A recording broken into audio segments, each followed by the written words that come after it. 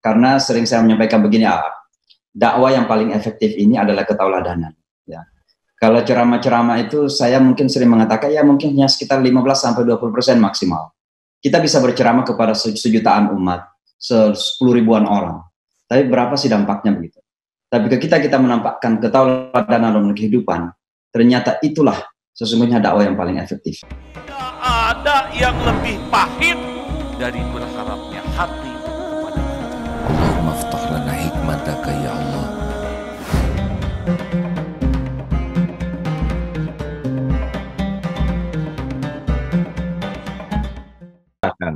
Jadi kekisruhan-kekisruhan seperti ini. Saya kira di mana saja menjadi tabiat manusia itu perlu ketauladanan.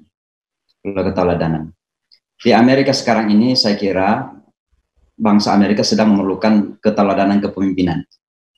So itulah maka saya kira di mana saja kita perlu menjadi tauladan lah, minimal untuk keluarga kita sendiri, kepada masyarakat di sekitar kita, karena itu penting.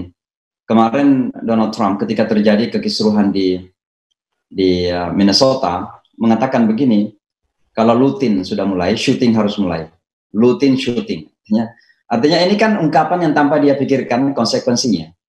Seolah-olah harus tembak mati lah orang itu jalan. Padahal seorang presiden kalau ngomong pasti akan diambil serius. Ini sangat berbahaya. Maka saya kira ini sangat penting sekali kita yang siapa saja yang berada pada posisi leadership, kepemimpinan, harus betul-betul membangun ketauladanan ini. Dan kita umat Islam secara keseluruhan, kita harus yakin bahwa kita ini berada di posisi kepemimpinan. Kita harus menampilkan ketauladanan sebagai umat. Karena sering saya menyampaikan begini, dakwah yang paling efektif ini adalah ketauladanan. Ya.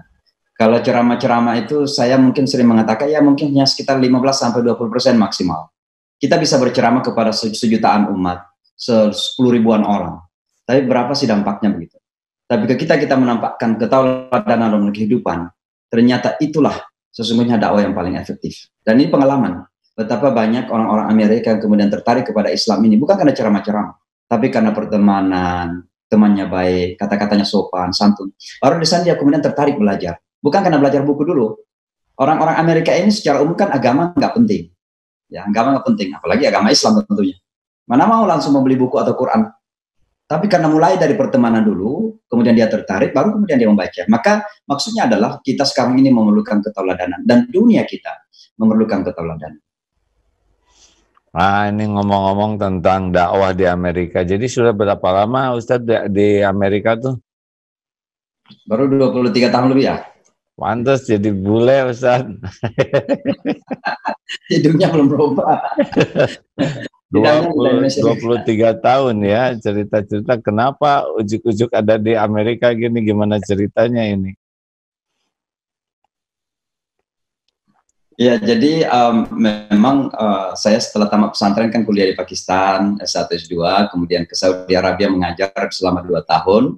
Di Saudi Arabia itulah di salah satu musim haji, saya ketemu dengan duta besar kita di PBB, namanya Bapak Nugroho Wisnumurti.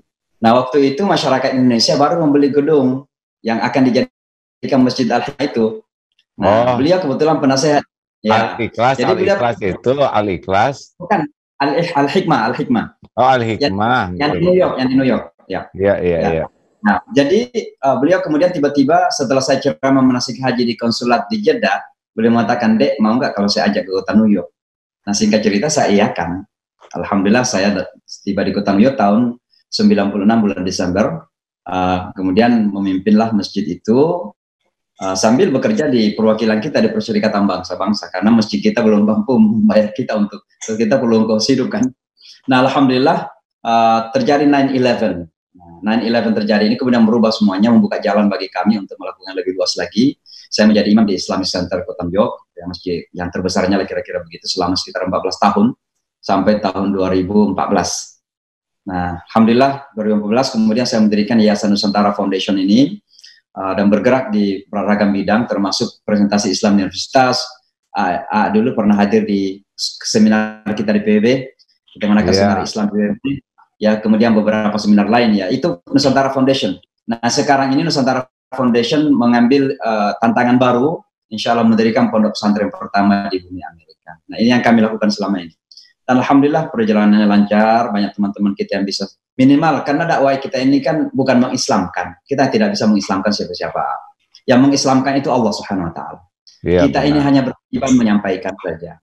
Jadi minimal alhamdulillah ada beberapa yang kemudian berubah pikiran, berubah pandangan. Termasuk seorang pendeta Yahudi yang mungkin mana bukunya itu. Saya menulis buku dengan seorang pendeta ini, saya tidak mempromosikan ini, tapi ini anak-anak Ibrahim ini, buku yang saya tulis bersama pendeta Yahudi. Ini pendeta Yahudi yang sangat benci kepada Islam, sangat benci kepada orang Islam. Ketika ketemu saya nggak mau salaman. Tapi alhamdulillah 6 bulan kemudian mau ketemu. Lalu saya tanya, kenapa dulu nggak mau salaman? Dia katakan, I did not like Islam. Saya nggak suka Islam, saya nggak suka Muslim. Kenapa mau ketemu sekarang? Dia katakan, karena saya sudah melihat Anda di beberapa TV dan nampaknya Anda adalah duta Islam yang baik. Akhirnya kita dialog, saling bertanya. Singkat cerita, tidak saja bersahabat, tapi sekarang ini dia sering membela Islam. Dan akhirnya menulis buku bersama saya, pengantarnya Presiden Bill Clinton. Artinya apa? Dakwah kita ini merubah persepsi dulu pertama. Itu saya anggap sebagai pembersihan lahan. Setelah itu ya Allah yang Maha tahu siapa yang akan diberikan pahala, hidayah, siapa yang tidak. Ya, tepat sekali. Senang dengarnya Ustadz bahwa memang menjadi pendakwah itu yang paling penting adalah mendakwahi dirinya sendiri. Jangan sampai omongan kita, kemudian perilaku dan hati kita tidak nyambung. Ngomong-ngomong Islam, tapi hati kurang Islami. Sepakat Ustaz, dan kita lebih berat nanti di akhirat nih hisabnya, ya nggak? Karena dikasih ilmu lebih banyak, dikasih kesempatan berdakwah lebih banyak. Katanya nanti dia di akhirat yang kedua dihisab sesudah mujahid kan para ulama, Ustaz. Nah, benar kan? Nah, Ustaz bagian kedua nih, kalau saya sih bagian ngedoain aja dari jauh.